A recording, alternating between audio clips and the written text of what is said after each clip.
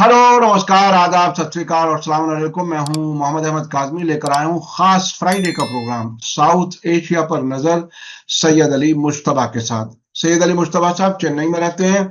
MGR university में political science पढ़ाते हैं और बहुत सी किताबों के राइटर हैं। काफी एक्टिव रहते हैं। बाकी अभी पिछले दिनों कई हफ्ते तक उन्होंने अपने गांव से माने से हमारे साथ बातचीत की और हमने आप तक पहुंचाई। मुसलसल वो हर फ्राइडे के लिए हमारे लिए वक्त निकालते हैं और इसकी तैयारी करते हैं बाकायदा। ये तनहा प्रोग्राम है मीडिया स्टार वर्ल्ड का, जो एक ही प्रोग्राम में साउथ एशिया के मुल्कों पर पूरी तरह से नजर रखी जाती है, ताकि आपको ब्रॉडर पर्सपेक्टिव में अपने मुल्क के, अपने पड़ोसी मुल्कों के हालात ज्यादा अच्छे से समझ आ सकें। आज हम जो बात करेंगे वो बहुत ही अहम है, इसलिए कि जो लोग भारत को विश्व गुरु, मोदी जी को विश्व गुरु के तौर पर तकरीबन पेश करते हैं, एससीओ में क्या कुछ हुआ वो बहुत ही समझने वाला है। एससीओ जो चीन में शंघाई कोऑपरेशन ऑर्गेनाइजेशन की सरबराह कॉन्फ्रेंस, जिसे समिट कहा जाता है, राष्ट्राध्यक्षों की वो मीटिंग थी। उसमें मोदी जी गए। उसमें रूस के प्रेसिडेंट व्लादिमीर पुतिन और चीन और नॉर्थ कोरिया, ईरान, बहुत से मुल्कों के, पाकिस्तान, वो इन मुल्कों के सरबराह आए थे, बहुत से मुल्कों के और भी।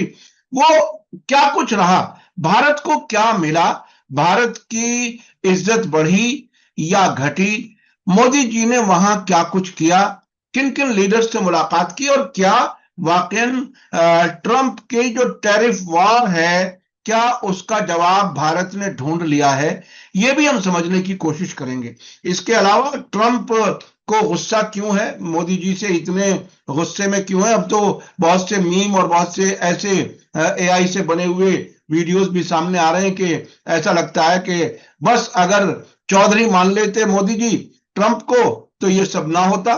तो उस पर हम बात करेंगे। इसके अलावा हम कोशिश करेंगे कि उधर पड़ोसी मुल्कों में, खासतौर पर श्रीलंका और भारत के बीच में एक आइलैंड का मामला है, उस पर भी हम बात करेंगे। और भारत की कुछ सोलर कंपनियां हैं, उन पर पाबंदी लगाई गई है, लगाने की तैयारी है अमेरिका की तरफ से, उस पर भी हम बात करेंगे। और यूरोपियन मुल्क भी भारत के खिलाफ होते जा रहे हैं। आखिर क्या कुछ है। सैयद अली मुस्तफा साहब, वेलकम है आपका। मीडिया स्टार वर्ल्ड को आप वक्त दे देते हैं, उसके लिए बहुत बहुत शुक्रिया। आप बताइए कि ये जो एससीओ मीटिंग हुई, उसमें क्या कुछ है, क्या मेजर हाइलाइट्स क्या हैं, भारत को कुछ मिला या कुछ खोया, क्या कुछ रहा। जी बहुत बहुत शुक्रिया काज़मी साहब। मेरे सामीन को मेरा आदाब, सत श्री अकाल और सलाम वालेकुम। आज जो है वो हम लोग एक ग्लोबल समिट की बात कर रहे हैं जिसका नाम है शंघाई कॉरपोरेशन ऑर्गेनाइजेशन। ऑल्दो ये मतलब यूनाइटेड नेशन के बराबर की तो समिट है नहीं, लेकिन चाइना के डिजिटल टेक्नोलॉजी का ये नमूना था कि पूरी दुनिया में उसने जो है रेड कारपेट, और उस पर जो लीडर्स हैं जो कि शंघाई कॉरपोरेशन ऑर्गेनाइजेशन के हैं, उनको उन्होंने दिखाया, मतलब वीडियोस में, जो कि दुनिया के कोने कोने में जाकर करके वो वीडियो इतने अच्छे थे, इतने अच्छे थे। और उसका आउटपुट जो है, जो डिजिटल आउटपुट, वो बिल्कुल आंखों के ऊपर जो है बिल्कुल ऐसा लग रहा था कि आपके घर के बगल में है। तो मैं अपना रिमार्क यहीं से शुरू करूंगा कि इसका ये जो मुजाहरा था चाइना का, ये एक ग्लोबल स्टेज के पावर का मुजाहरा था। अमेरिका और रशिया में जो चीजें होती हैं उससे कम नहीं हुई थी चाइना के अंदर। तो अब ये चाइना ये बताना चाह रहा था कि देखिए, अब हमको भी जो है आप सुपर पावर मान लीजिए, नहीं मानते हैं तो आपको मानना पड़ेगा। ये उसका उस वीडियो का जो है मुजाहरा था, क्योंकि मैं विजुअल कम्युनिकेशन का भी मतलब एक्सपर्ट हूं और उसमें मैंने मेरा भी अमल दखल है। तो अब चले आइए हम लोग अब समिट की बात करें। और समिट जो थी, एससीओ जो समिट है, ये ज्यादातर सिक्योरिटी के ऊपर है, टेररिज्म के ऊपर है, सेपरेशन के ऊपर है, और इन सब चीजों के ऊपर एससीओ का जो गठन हुआ था वो इसी मतलब इश्यूज पे हुआ था कि इंडिया में, मतलब दुनिया में जो है टेररिज्म बढ़ रहा है और सेसेशनिज्म बन रहा है और सिक्योरिटी के इश्यूज आ रहे थे। लेकिन इस चकाचौंध में जो है जो इतनी चकाचौंध उन्होंने चाइना वालों ने या जिनपिंग ने बनाई थी कि ये इश्यूज जो हैं वो बिल्कुल पीछे हट गए, और कौन किससे मिल रहा है, किसकी किससे बातचीत हो रही है, इसी पे ज्यादा फोकस था। लेकिन हम लोग मुद्दे पे आ जाते हैं, जो उनका रेजोल्यूशन पास हुआ है, उन्होंने जो है पहलगाम अटैक को कंडेम किया, जो एससीओ वालों, पहली बार। लेकिन उन्होंने अमेरिका इंडिया के टेरर कैंप को अटैक करने की ना ही निंदा की और ना ही सराहना की। इंडिया ने जो ऑपरेशन सिंदूर लॉन्च किया था उसको उन्होंने किसी तरह से उसकी सराहना नहीं की, लेकिन यह है कि कथित तौर पर निंदा भी नहीं की इसकी, ये भी मतलब बात है। उन्होंने पहलगाम अटैक को जो है वो तो सारे लोग जो है वो जानते थे कि भाई बेगुनाह का मार किया। तो कथित तौर पर इंडिया के लिए जो है वो यही उसका पैगाम आया कि साहब ये हुआ एससीओ में। अब आ जाइए जो चीजें घटना चली वहां पे, उनमें हमारे ये पूरे साउथ एशिया का मैं आपको जायजा दे रहा हूँ यहाँ पे, बाकी मुल्कों के तो सबसे पहला जो मीटिंग था चाइना और किसी हेड ऑफ द स्टेट का, वो नेपाल का था, इंडिया का नहीं था, साउथ एशिया में। ये आपको समझ। और केपी शर्मा ओली जो है सबसे पहले मतलब प्रधानमंत्री थे या हेड ऑफ द स्टेट थे, जो कि उनका 1-to-1 मीटिंग हुआ। और उस मीटिंग में जो नेपाल के अखबार है उन्होंने कहा कि केपी शर्मा ओली ने लिपू लेक और काला पानी का जो है मुद्दा उठाया चाइना के साथ, और उन्होंने कहा कि ये तो हमारी टेरिटरी है जिसको इंडिया ने जबरदस्ती कब्जा कर लिया है और आपके साथ ट्रेड किया है। ये नेपाल के मतलब जो कहते हैं मीडिया है उसने रिपोर्ट किया। उसके बाद जो है दूसरे जो साहब थे वो मोइजू साहब भी थे, वो भी वहां पहुंचे हुए थे। हालांकि ये मालदीव वगैरह एससीओ के मेंबर नहीं है, लेकिन इन्होंने कई स्टेट के, मलेशिया के और कहाँ के, टर्की के और कहाँ के लोगों को जो है उन्होंने मतलब बुलाया था इस एससीओ के लिए, ऑब्जर्वर स्टेटस के लिए। मोहिद्दू साहब ने भी अपनी राग जो है वो रीसेटिंग कर रहे थे कि इंडिया के साथ अभी तो रीसेटिंग हुई थी उनकी, अब फिर जो है वो जिनपिंग के साथ। अब हमारे जो प्रधानमंत्री हैं वो भी जिनपिंग से बायलैटरल मीटिंग की। अब यहाँ पे जो लोग समझ रहे हैं कि वो अमेरिका के टैरिफ वॉर से जाकर के खफा होकर के वो चाइना के से बात कर रहे हैं, लेकिन हमारे सोर्सेस का जो हमारे जहां से भी मैं सोर्स उठाता हूं या वहां पे यही मालूम हुआ कि उन्होंने अगले साल जनवरी या फरवरी में जो है वो ब्रिक्स की मीटिंग होने वाली है इंडिया, उसकी सेटिंग कर रहे थे कि जिसकी सदारत वो इंडिया करेगी, और उसके लिए वो चाह रहे थे कि चाइना जो है फुल सपोर्ट करे, और उसके बाद वो मतलब इंडिया के जो ये समिट होगी इसको मतलब सक्सेसफुल बनाने के लिए। तो ज्यादा बातें जो है वही हुई। इसके बाद शहबाज शरीफ की और नरेंद्र मोदी की कोई बातचीत नहीं हुई। वो जो फोटो सेशन था उसमें एक किनारे में दाहिने की तरफ से मोदी जी एक या दो लोगों के बाद थे, जिनपिंग बीच में थे, एक तरफ पुतिन थे, एक तरफ वो जो है किम जोंग जो नॉर्थ कोरिया वाले हैं वो थे। तो इस पूरे एससीओ में 3 लीडर जो उभर के आए हैं, जो कि मतलब कहिए कि एशियन मतलब जो है या वर्ल्ड को भी जो है जो लीड कर रहे हैं, वो नॉर्थ कोरिया, रशिया और चाइना। हमारे शहबाज शरीफ साहब जो थे वो भी एक किनारे में बाएं से 2 लोगों के बाद जो है वो खड़े थे। वो ये बड़ी मीटिंग हुई थी जिसका मतलब बहुत दिन तक लोग याद करेंगे, और वो जो चकाचौंध था रेड कारपेट का और लाइटिंग का और कैमरा के लिए हाई लेवल डेंसिटी का कैमरा उन्होंने यूज किया था। अब एक चीज और बता दें इंडिया के हवाले से जो कि बहुत इंपॉर्टेंट है, और मीडिया स्टार वर्ल्ड ही इसको मतलब अपने सामने लेके आ रहा है। 2 बातें हैं, 2 चीजें, 2 इवेंट हैं इसी हवाले से। एक, जिस दिन वो मोदी साहब जापान से पहुंचे थे चाइना, उसी दिन चाइना ने एक वीडियो रिलीज किया था ऑपरेशन सिंदूर का एक्चुअल वीडियो क्लिप, जो कि उन्होंने AI की मदद से और भी अलग टेक्नोलॉजी की वजह से उन्होंने वो 5-7 मिनट का जो है वो वीडियो जारी किया था, और वो पाकिस्तान में बड़े जोर शोर से दिखाया गया और दुनिया के ममालिक ने देखा, लेकिन इंडिया ने ब्लैकआउट कर दिया। इसलिए कि उसमें इंडियन पायलट के बात करने की भी रिकॉर्डिंग है। इंडियन पायलट जो बात कर रहे हैं कॉकपिट में अपने टावर से, जो एसीटी होता है, तो वो टावर से बात कर रहे हैं, वो भी रिकॉर्डिंग उनके पास मौजूद है और उसको उन्होंने रिलीज किया। और उस वीडियो के माध्यम से ये बताने की कोशिश की गई है कि ऑपरेशन सिंदूर में जो विजय हुई है या फतेह हुई है वो पाकिस्तानियों की हुई है।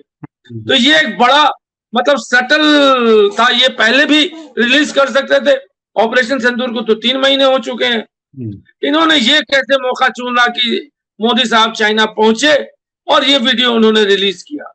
इसको किसी इंडिया के मीडिया ने बातचीत नहीं की। अब एक लास्ट पॉइंट जो है वो मैं बताना चाह रहा हूं, वो है हमारे नरेंद्र मोदी साहब के बारे में पर्सनली, क्योंकि वो विश्व गुरु अपने आप को कहते हैं, सारी दुनिया का दोस्त कहते हैं, सारे जितने भी हेड ऑफ द स्टेट्स हैं उनके तो अपने ही उनका याराना है।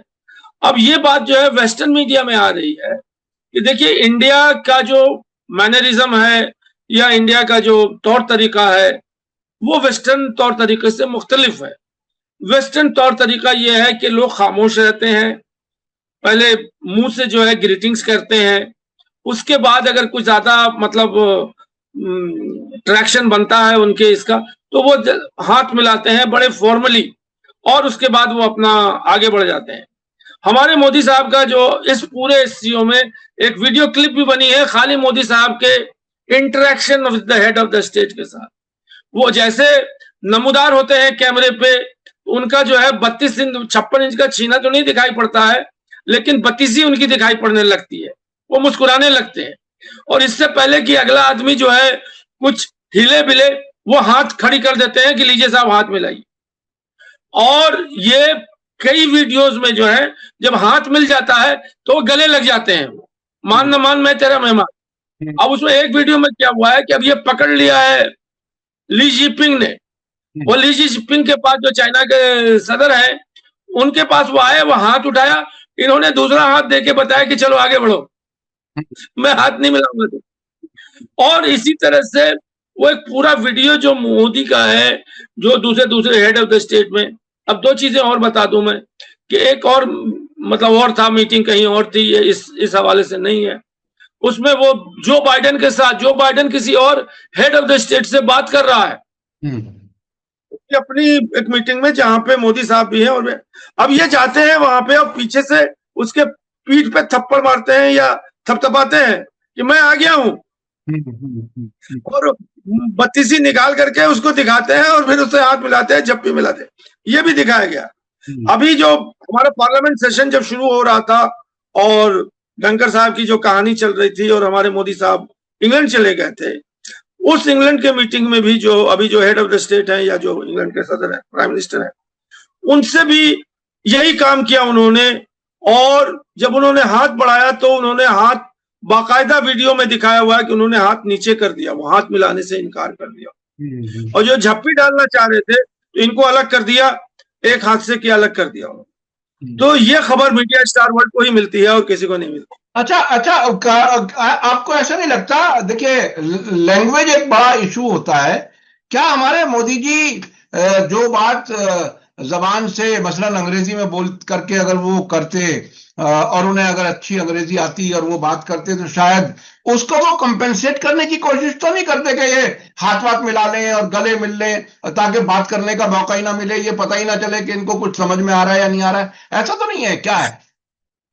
देखिए हो सकता है, लेकिन मैं यहाँ पे एक और बारीक बात बताऊं कि जयशंकर साहब और जो हमारे सेक्रेटरी लोग हैं, बड़े पढ़े लिखे लोग हैं, ये सब अमेरिका और यूरोप के तौर तरीके से बड़ी अच्छी तरह जानते हैं, लेकिन इनको इतना बूता नहीं है कि वो नरेंद्र मोदी को बता सके कि आप कैसे हाथ मिलाइए और कैसे फासले बनाइए। ये उनके मतलब बस की बात नहीं है कि नरेंद्र मोदी को इस तरह की कोचिंग दे सके वो। और जहां तक उनके अंग्रेजी का और चाइनीज का और इसका, तो पीछे पीछे तो उनके लोग चल ही रहे हैं, जो कि मतलब अगर वो चाइना में बोल रहा है या कोरियन में बोल रहा है या इवन ट्रम्प साहब की तरह की अंग्रेजी में बोल रहा है, तो मोदी साहब के तो पल्ले पड़ेगी नहीं कि ट्रम्प क्या अंग्रेजी में बोलता है। अब इसमें मैं एक और बात जो मुझे बहुत वो लग रही थी कि जो G7 की मीटिंग थी कनाडा में, और उस कनाडा के मीटिंग में क्या हुआ था कि ट्रम्प साहब जो है वो वापस चले गए थे अमेरिका, वो ईरान और इजराइल के वॉर को देखने के। और ये जो मोदी साहब हैं, इनको मतलब ये कोर्शिया चले गए, उनको जाना था अमेरिका। ट्रम्प साहब से खबर आई है इंडियन सोर्सेस से, अमेरिकन सोर्सेस को मैं देख रहा था, 30 मिनट्स की टेलीफोनिक कन्वर्सेशन हुई। अब ये 30 मिनट्स की जो बात है वो इंडिया से ही आई है, अमेरिका से नहीं आई है। और मैं ये अपनी तरफ से ये कह सकता हूं कि ट्रम्प के पास इतना टाइम नहीं है कि 30 मिनट तक वो मोदी साहब से बात करे। वो अपनी अंग्रेजी बोलेगा, ये गुजराती अंग्रेजी बोलते रहेंगे वो। तो इतना तो ना ही उसके पास, इसके पास पेशेंस है ना इसके पास पेशेंस है। तो मुझे वो भी खबर जो है वो फ्लॉड लग रही है, और वो सिर्फ यही वाहवाही की लग रही है कि हमारा आदमी जो है वो इतना इंपॉर्टेंट है कि 30 मिनट तक बात करता है अमेरिका के सदर से। अरे सर, और उसमें जो हमें एक खबर आई थी जर्मन न्यूज आउटलेट में कि साहब 4 बार ट्रंप ने फोन किया मोदी जी को और मोदी जी ने फोन नहीं उठाया, ये भी एक खबर चली।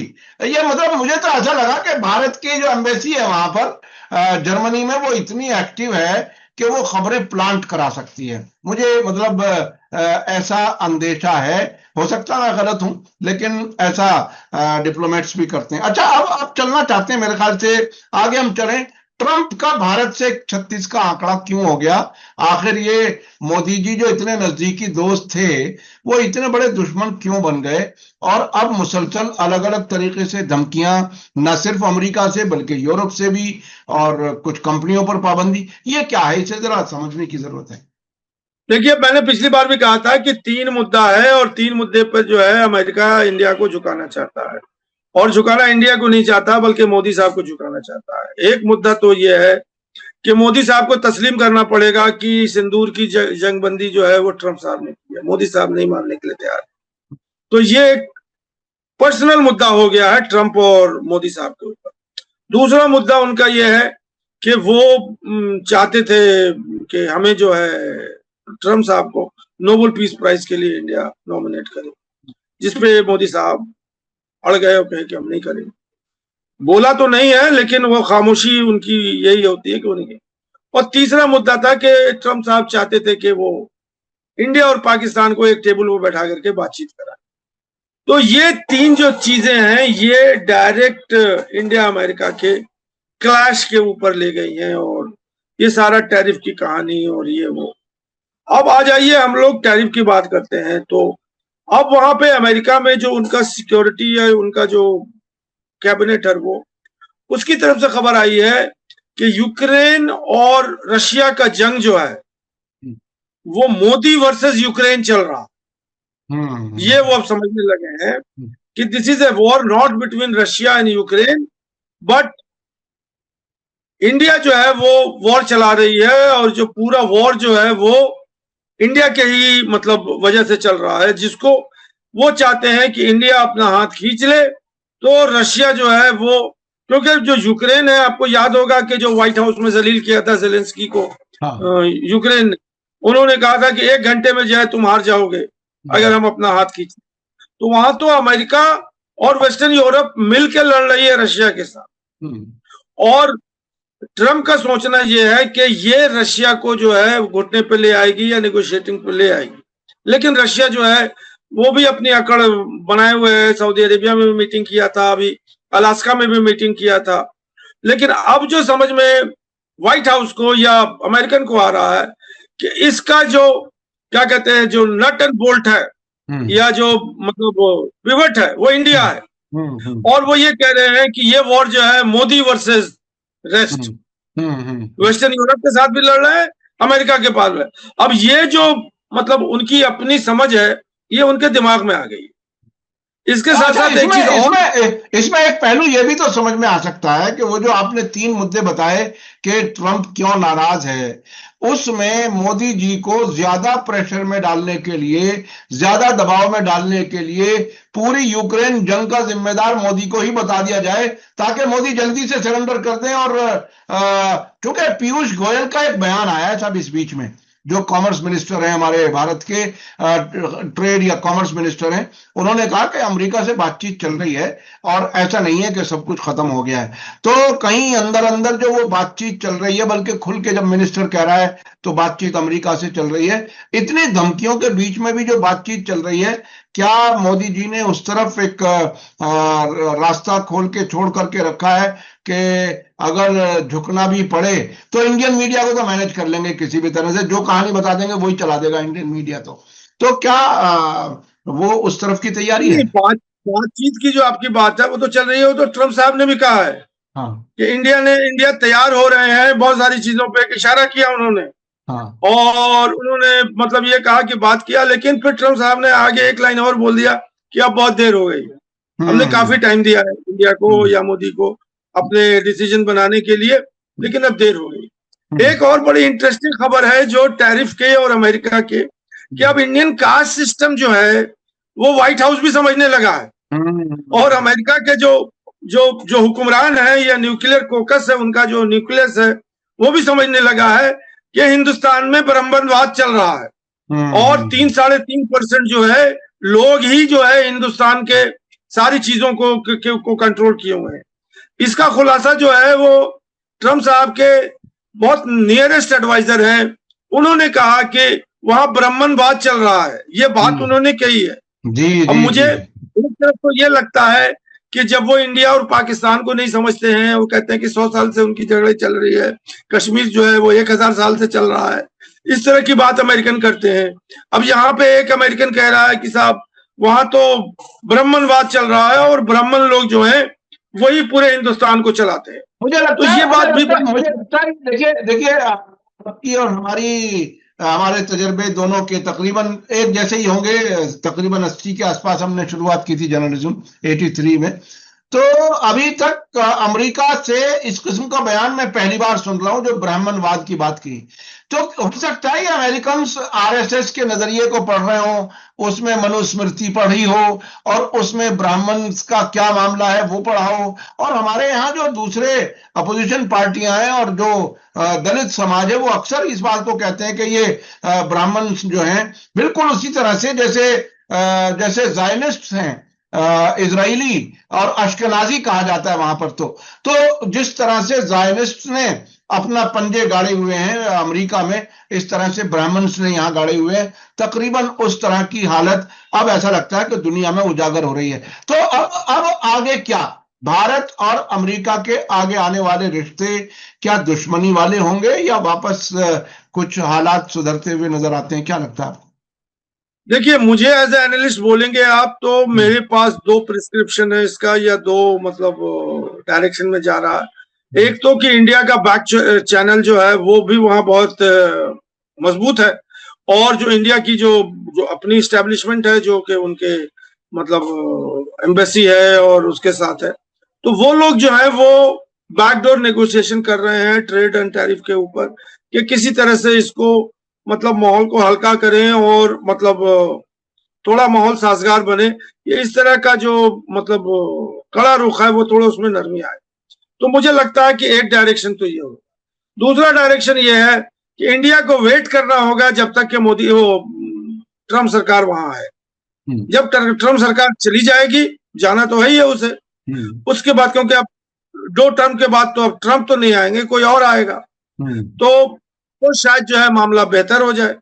जो इसी के साथ ये है कि जो इंडिया के बायलैटरल रिलेशन है अमेरिका के साथ वो इंटैक्ट है, क्योंकि मैंने कई बार आपको कहा है कि जो नेचुरल अलाई है इंडिया का वो अमेरिका है, ना ही चाइना है ना ही रशिया। अगर इंडिया को आगे बढ़ा सकता है वर्ल्ड मैप में और ग्लोबल मैप में तो वो यूएसए है, क्योंकि वो अब नेचुरल अलाई है। अब चाइना के साथ हम लोग बात कर रहे थे, पहला तो बाउंड्री इशू है, दूसरा ट्रेड इशू है। ये बात भी आई वहां अमेरिकन एस्टेब्लिशमेंट की तरफ कि इंडिया का 92 बिलियन जो डॉलर्स है वो ट्रेड डिफिसिट है चाइना का, और इंडिया करती क्या है कि चाइना से रॉ मटेरियल ले आती है, यहाँ उसको असेंबल कर देती है कट एंड पेस्ट, और उसके बाद चाइना को अमेरिका को बेच देती है, और वहां से डॉलर लेके आती है और वो चाइना को दे देती है। तो ये जो इंडिया की जो मतलब क्या कहते हैं, अपनी जो भी कुछ कह लें कि अपनी जो है उन्होंने अरे साहब शातिराना इंडिया लगाया था मोदी जी ने। और जितनी बेरोजगारी इस वक्त है, इस वक्त आपको मालूम है, मैं अपने दर्शकों को याद दिला दूं कि अब सबसे ज्यादा पॉपुलेशन वाला मुल्क भारत बन गया, चाइना नहीं है। चाइना दूसरे नंबर पर चला गया है और बेरोजगारी भी पहले नंबर पर तकरीबन भारत में है। और हर नौजवान बेचैन है कि उसे काम नहीं मिल रहा। और अब तो उन्हें पढ़ने भी नहीं दिया जा रहा है, पढ़ने का भी सिलसिला उन्होंने प्राइवेट हाथों में दे करके बहुत महंगा कर दिया, हर एक नहीं पढ़ सकता। तो ऐसी हालत में अब देखिए 3 साल अभी ट्रंप के बाकी हैं, अभी पहला ही साल तो है। इन 3 सालों में क्या कुछ होगा? हमारे यहाँ भी 24 में इलेक्शन हुए थे, 29 में इलेक्शन होंगे। इससे पहले कुछ हालात अगर इतने बिगड़ते चले जाएं जिस तरह से ट्रंप तेजी दिखा रहे हैं, तब तो भारत में और बेरोजगारी बढ़ेगी, ऐसे हालात लग रहे हैं। जी हाँ, बिल्कुल। मतलब ये है कि इंडिया के अंदर जो है, जो इंडिया की डोमेस्टिक पॉलिसी और का जो ये है कि वो सिर्फ मतलब उन्होंने मतलब कोई भी चीज ऐसी नहीं की है, ठोस नहीं की है मोदी सरकार ने ये 10 या 12 साल के अंदर या 2 टर्म्स के अंदर, जो कि इंडिया के पॉवर्टी एलिवेशन को, इंडिया के एजुकेशन को, इंडिया के हेल्थ को, अब हम लोग कोरोना से निकल चुके हैं, लेकिन अगर आप जाइए इंडिया के हॉस्पिटल्स और जो जो हेल्थ सेंटर्स हैं, वो कहाँ बदले कोरोना के बाद। कोरोना आया, कोरोना चला गया, हम लोगों ने हेल्थ हेल्थ की बातें की जब तक हमारे ऊपर जो है आपदा थी। अब हम लोग जाते हैं तो देखते हैं वही हाल है हॉस्पिटल का, उसमें कोई बदलाव नहीं आया। तो क्या इंप्रूवमेंट है हॉस्पिटल की आई? स्कूलों की नहीं, एम्प्लॉयमेंट सेक्टर में नए रोजगार नहीं बन रहे हैं। सब लोग जो है मतलब पढ़े लिखे बेरोजगार घूम रहे हैं हिंदुस्तान के अंदर। तो अब उसको कवर करने के लिए मुसलमानों को मारो और या नहीं तो जय श्री राम का नारा लगाओ। उससे क्या भूख मिटेगी क्या किसी हिंदुस्तानी की? बिल्कुल यकीनी तो तौर यही पर। तो चल रहा है। और जाहिर है बड़ी तादाद हिंदुओं की ही है, बेरोजगारी का मसला उनके सामने शायद मुसलमानों से भी ज्यादा है। मुसलमान कुछ अपना काम खुद छोटा मोटा कर लेता है, लेकिन जो लोग सिर्फ सरकारी नौकरियों पर ही डिपेंड करते थे, पूरी पूरी फैमिलीज, उनके लिए मुश्किल और बढ़ रही है। अब चलना चाहता हूं थोड़ा सा और श्रीलंका और भारत के बीच में एक आइलैंड का मामला जो है, जो आपके बिल्कुल पड़ोस में, आप चूंकि चेन्नई में हैं और आपसे कुछ ही किलोमीटर दूरी पर है, ये वाला मामला क्या है, इसे थोड़ा सा बताएं, क्या क्या कुछ हो रहा है। मैं जरूर बताऊंगा। मैं जरा ट्रंप और अमेरिका के ही इसमें फंसा हूं, एक दो अच्छा लाइन और। अच्छा, जी जी। देखिए, अभी जो है वो तो 50% लग गया हमारे ऊपर। अब जो है वो सैंक्शन लगने वाला है, इसकी तैयारी हो रही है। अमेरिकन ने ये पकड़ लिया है कि इंडिया का जो सोलर सेक्टर है, जो सोलर पैनल बनाता है और अमेरिका को एक्सपोर्ट करता है, इसकी टोटल रॉ मटेरियल जो है वो चाइना प्रोवाइड करती है और यहाँ के असेंबल होता है और अमेरिका में मेड इन इंडिया करके चला जाता है और अमेरिकन उसको कंज्यूम करते हैं। इसके ऊपर वो उन्होंने एक क्लॉज लगाया है, फ्रॉड ट्रेड। ये उनका अपना मतलब ये है कि जो जो फ्रॉड ट्रेड हो रहे हैं इंडिया और अमेरिका के बीच में, उनके ऊपर वो सैंक्शन लगा रहे हैं, जो कि एक बहुत बड़ा मतलब सोर्स ऑफ रेवेन्यू है अमेरिका के यहाँ से। और हमें जहां तक समझ में आता है कि इंडिया की अपनी जाति कोई तो होम प्रोडक्शन है ही नहीं है। ज्यादातर तो वो मेक इन इंडिया और ये सब असेंबलिंग यूनिट ही है। तो ये सैंक्शन की तरफ जा रहा है। और एक चीज और बता दें कि अमेरिका ने अगर किसी कंपनी को ब्लैकलिस्ट कर दिया तो वो दुनिया के किसी भी मुल्क से तजारत नहीं कर सकती। तो ये बड़ा मतलब एक खतरा जो है, जो हम अपने सामीन को बताना चाह रहे थे कि हो सकता है कि अगले प्रोग्राम या आगे उसमें नाम के साथ वजाहत होगी। लेकिन मैंने आपको सोलर पैनल की बात इसलिए की, सोलर पैनल की बात बताई। जी जी जी। अब आ जाइए हमारे अपने खबर पे, जो कि श्रीलंका से आती है। बिल्कुल। और वो है एक जजीरा है जो कि तमिलनाडु से सिर्फ 16 किलोमीटर है और मैं वहां जा चुका हूँ। वो इनहैबिटेड जजीरा है और ये मेरे ख्याल में 1970 की दहाई से या 70 की दहाई से ये तमिलनाडु पॉलिटिक्स, इंटरनल पॉलिटिक्स पे बहुत ज्यादा मतलब हावी है। हर लीडर जो है वो यही कहता है कि साहब उसको तो हम लेके आए। जयललिता ने जो है, क्या नाम है उसका उस जगह का नाम क्या है, उस आइलैंड का नाम है कच्ची टेवु। हाँ, कच्ची टेवु। हाँ, ये एक इनहेबिटेड जजीरा है। वो बिल्कुल समझ लीजिए कि समुद्र के अंदर से निकला हुआ है, और कोई मतलब 100 मीटर ऊपर जो है उसके एक हिल है, उसके ऊपर जो है एक चर्च बना हुआ है। हिंदू टेम्पल नहीं है, मस्जिद भी नहीं है, लेकिन एक चर्च बना हुआ। और ये जजीरा जो है वो मतलब इंडियन फिशरमैन के लिए रेस्टिंग प्लेस है। वहां पे जाते हैं, वो लंबा चौड़ा जो है एक खुला हुआ क्या कहते हैं प्लेटफॉर्म बना हुआ है, जिसपे जाकर करके जो मछुआरे हैं वो रात भर मछली मारते हैं, और वहां आकर के अपने बोट लगा देते हैं, और वहां जाके लेट जाते हैं, सो जाते हैं, वो आराम करते हैं। अपने जो नेट्स, जो उनके फिशिंग नेट्स है, उसको सुखाने के लिए वो पसार देते हैं ताकि वो मतलब वो सूख जाए। तो वो मतलब इंडिया के यूज में आ रहा है, अगर आप इंडिया कहना चाहते हैं उसको। लेकिन अगर मतलब इन तमिलनाडु भी नहीं, तमिलनाडु फिशरमैन के लिए वो बहुत ही कारामद है। अब आ जाइए दूसरी तरफ। 1970s में इंदिरा गांधी ने शेरेमो बंदर नाइके, जो उस टाइम वहां की प्रेसिडेंट हुआ करती थी, उनके साथ एक संधि की थी, और उस संधि में इस जजीरे को श्रीलंका को दे दिया। और ये जजीरा, जाहिर सी बात है कि दे नहीं दे सकती हैं, कुछ मैप्स होंगे, कुछ मतलब तथ्य होंगे, कुछ उसके फैक्ट्स होंगे। एक कंट्री दूसरे कंट्री के साथ जब संधि करती है तो एक पर्सनल आदमी का विम्स एंड फैंसीज नहीं चलता है। तो वो जजीरा जो है वो श्रीलंका के पास चला गया। अब श्रीलंका के पास जब चला गया तो सोवरेनिटी उस जजीरे की श्रीलंका की है। जो खबर हम आप डिस्कस करना चाह रहे हैं कि अभी जो अरुणा दिशानायके हैं, जो नए प्रेसिडेंट बने हैं श्रीलंका के, वो तमिल बहुदाई जो बहुमत जिनका है नॉर्थ, वो जाफना गए थे देखने के लिए कि वहां क्या हालचाल है और वहां क्या डेवलपमेंट चल रहा है, और तमिल लोगों के साथ उन्होंने बातचीत की, और उनकी वहां से वो एक स्पीड बोट से जो है अपने लोगों के साथ वो बिना किसी सिक्योरिटी के, मतलब श्रीलंकन नेवी नहीं साथ में थी, वो आके कच्ची टेवु आइलैंड पे चले गए फिजिकली, जो कि एक बहुत बड़ी बात। और उसके बाद वहां जाके इंडियन नेवी ने भी उसको ऑब्जेक्ट नहीं किया, क्योंकि वो तो ऑफिशियली मतलब श्रीलंका का है। वहां गए, वो घंटे भर रहे वो, और आइलैंड का उन्होंने दौरा किया। वो एक बहुत छोटा सा जजीरा है, मतलब मुश्किल से मैं क्या बताऊं 500 मीटर का होगा या 1000 मीटर का होगा। सरफेस घाट है और एक हिल है, उसपे वेलांगनी चर्च है, और वहां पे मतलब दिया हुआ जलता रहता है।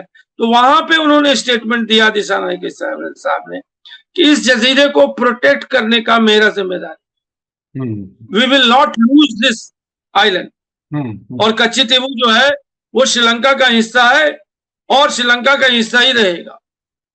ये स्टेटमेंट वहां से उन्होंने। तमिलनाडु में ये क्यों इशू बना हुआ है, ये समझने की चीज है। नहीं, तमिलनाडु में इशू ये बना हुआ है कि वो लाइवलीहुड है फिशरमैन की। इंडियन फिशरमैन जो है, और हमेशा से इंडियन फिशरमैन जो है, आज से नहीं, उसको अपना ही हिस्सा समझते हैं। पेपर वगैरह में क्या लिखा हुआ नहीं लिखा हुआ, वहां एक भी श्रीलंकन मतलब सिक्योरिटी गार्ड नहीं है, कोई फौज नहीं है श्रीलंका की, कोई फ्लैग भी नहीं मतलब श्रीलंका का उस वहां लगा हुआ है। और वो एक समझ लीजिए कि एक जजीरा है। और ये भी बता दें अपने सामाइन को, क्योंकि मैं मतलब वहां जा चुका हूं, हर संडे के दिन यहाँ पे बोट्स में बैठ करके क्रिश्चियन समुदाय के जो फिशरमैन है वो एक पादरी को लेकर के जाते हैं वहां, और वहां पे वो उनकी प्रेयर जो 10 बजे मास होती है, संडे मास, वो कराते हैं, और फिर वहां से लौट के आ जाते हैं। उसमें औरतें, मर्दे, बच्चे, वो सब एक पिकनिक की तरह हर संडे को जो है वो जाते हैं। 16 किलोमीटर का फासला, आप तो दिल्ली में रहते हैं तो आपको मालूम है कितनी दूर है, कितनी दूर है। तो वो बहुत कुछ, और वो इंडियन फिशरमैन जो है वो उसको अपना ही हिस्सा समझते हैं।